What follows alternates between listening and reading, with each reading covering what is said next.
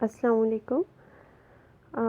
आज मैंने आप लोगों का लैब सेशनल डिस्कस करना था जो हमारा सेकंड लैब सेशनल हुआ है। उसमें जो बच्चों की मिस्टेक्स थी या आप लोगों को आंसर्स कंफर्म हो जाएं, तो हम फर्स्ट एमसीक्यू की तरफ आते हैं। फर्स्ट एमसीक्यू है नैंड गेट किसके इक्विवेलेंट है। तो नैंड गेट हमारे पास ये बेसिकली यूनिवर्सल गेट्स की जो आपकी लैब थी उससे रिलेटेड है। तो नैंड गेट हमारे पास नेगेटिव और के इक्विवेलेंट था। ये चीज़ हम लोगों ने डिस्कस भी की थी, जो हमारे पास डी मॉर्गन्स थ्योरम है ये उससे रिलेटेड है, नैंड गेट और नॉर गेट। तो नैंड गेट हमारे पास नेगेटिव और के इक्विवेलेंट होता है और नॉर गेट नेगेटिव एंड के इक्विवेलेंट होता है।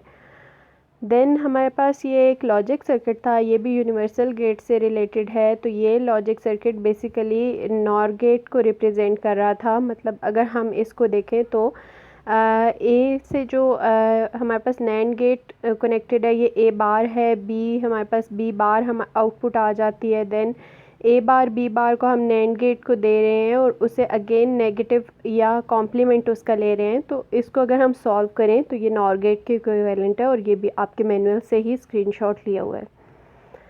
उसके बाद हमारे पास ये एक बूलियन एक्सप्रेशन गिवन है जो मैंने ये एडर्स की लैब से लिया था, जो आपके पास हाफ एडर, फुल एडर या सब्ट्रैक्टर्स थे। तो ये बूलियन एक्सप्रेशन हमारे पास बेसिकली हाफ एडर के लिए थी। देन फुल एडर के बारे में मैंने पूछा था कि वो कितने बिट्स इनपुट लेता है और आउटपुट की बिट्स उसकी कितनी होती हैं। तो हमारे पास 3 बिट्स होती हैं, इनपुट बिट्स होती हैं। मतलब मैंने आप लोगों को बताया भी था कि ए बी हमारे जो मतलब बिट्स सम हो रही होती हैं और सी हम कैरी को कंसिडर कर रहे होते हैं। तो बेसिकली हम फुल एडर में कैरी को भी कंसिडर करते हैं और उसकी 3 बिट्स इनपुट होती हैं और आउटपुट उसकी सम आउट और कैरी आउट होते हैं। तो 3 बिट्स इनपुट थी और 2 बिट्स आउटपुट थी।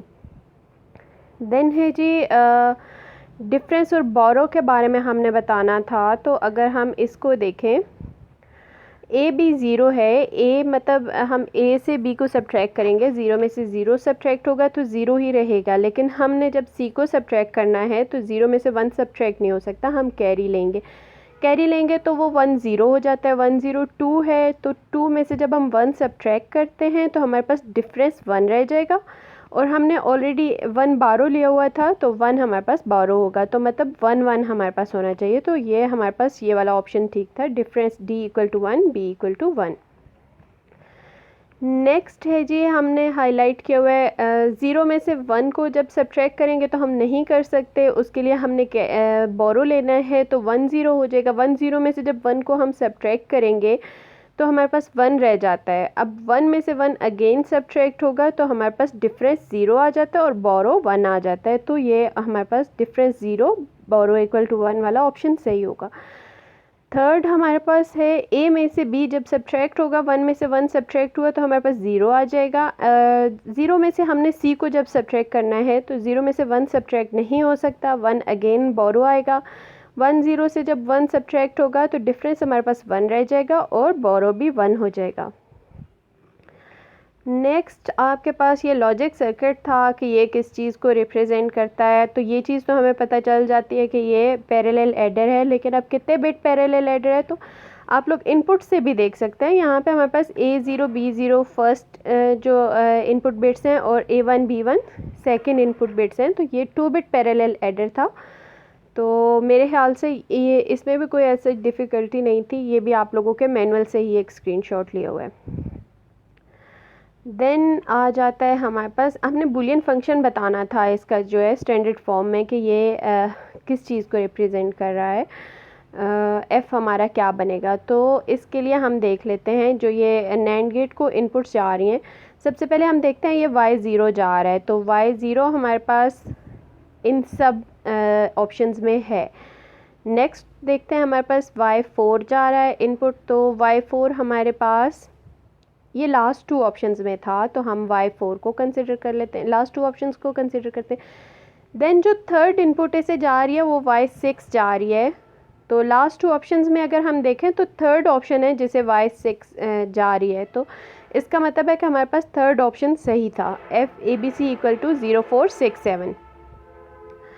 अच्छा, a 3x8 decoder is implemented using, ये बहुत सारे बच्चों ने गलत किया है और आप लोगों ने कंफ्यूज किया है इसे कि आप लोगों ने आईसी और डिकोडर्स को कंफ्यूज कर दिया है। आईसी हम लोगों ने 2 यूज़ की थी, लेकिन मैंने आप लोगों को बताया था 3 डिकोडर्स यूज़ होंगे। एक आईसी में 2 डिकोडर्स होते हैं, तो इसलिए हमने 2 आईसीज़ में से ही 3 डिकोडर्स यूज़ कर लिए थे। लेकिन बेसिकली हम जो अपने पास डिकोडर्स यूज़ कर रहे होते हैं वो 3 यूज़ कर रहे होते हैं। तो ये सेकंड ऑप्शन सही था कि हम 3 2x4 डिकोडर्स को यूज़ करेंगे तो हमारे पास 3x8 डिकोडर इम्प्लीमेंट होगा। और इसमें अगर आप लोगों को कन्फ्यूजन होती तो इधर आगे मैंने एक 3x8 डिकोडर इम्प्लीमेंट किया हुआ, उसका स्क्रीनशॉट भी दिया हुआ था जिसमें 3 डिकोडर्स यूज़ हुए थे। तो इसका आंसर तो खैर आप लोगों के सेशनल में ही था। अच्छा, input lines of decoder are n, then output lines are, तो वो डिकोडर का मैंने आप लोगों को बताया था कि उसकी n इनपुट लाइंस होती हैं और 2n आउटपुट लाइंस होती हैं। हाँ जी, ये था कि हमने 2x4 डिकोडर से 3x8 डिकोडर इम्प्लीमेंट किया हुआ है। तो यहाँ से भी आप देख सकते थे कि हमने 3 डिकोडर्स यूज़ किए हैं एक 3x8 डिकोडर इम्प्लीमेंट करने के लिए। अच्छा, इसमें पूछा है कि डिकोडर 2 कब इम्प्लीमेंट होगा। अब डिकोडर 2 हमारे पास ये ऊपर है, तो ये डिकोडर 2 इनेबल होगा जब Y0 इनेबल होगी। Y0 कब होगी? जब A0 होगा। A0 होगा तो Y0 आउटपुट होगी और A1 होगा अगर तो Y1 होगी। तो इसमें ये हमारे पास फोर्थ ऑप्शन सही था। जब A=0 होता है तो हमारा डिकोडर 2 इनेबल होता है। अच्छा, ये डिकोडर से रिलेटेड आ गया जी। What is the output sequence for highlighted input sequence of 3x8 decoder. तो 3x8 डिकोडर का हम लोगों ने देखना है। अब हम अगर देखें ये हाईलाइटेड सीक्वेंस जो है ये 010 है। 010 बेसिकली 2 के लिए है, तो हमारे पास Y2 को 0 होना चाहिए और बाकी सबको 1 होना चाहिए। तो Y2 हमारे पास लेफ़्ट साइड से आ रहा है जी, थर्ड बिट आ रही है। तो ये हमारे पास सी ऑप्शन है जिसमें लेफ़्ट साइड से थर्ड बिट 0 है और बाकी सब 1s हैं। देन आ जाता है नेक्स्ट सीक्वेंस है, इसमें है जी हमारे पास 101 इज़ इक्वल टू 5, मतलब Y5 को 1 होना चाहिए। अच्छा, इधर देख लें कि ये राइट साइड से जो थर्ड लास्ट बिट है इसे 0 होना चाहिए। तो राइट साइड से थर्ड लास्ट बिट हमारे पास यहाँ पे 0 है। ठीक है, तो यही हमारे पास सेशनल था आप लोगों का। काफ़ी इजी सेशनल था, बट रिज़ल्ट इतना अच्छा नहीं आया। मैं एक्सपेक्ट कर रही थी कि सबके फुल मार्क्स होंगे। अब अगर कोई इशू हो तो आप लोग फिर क्लास में डिस्कस कर सकते हैं।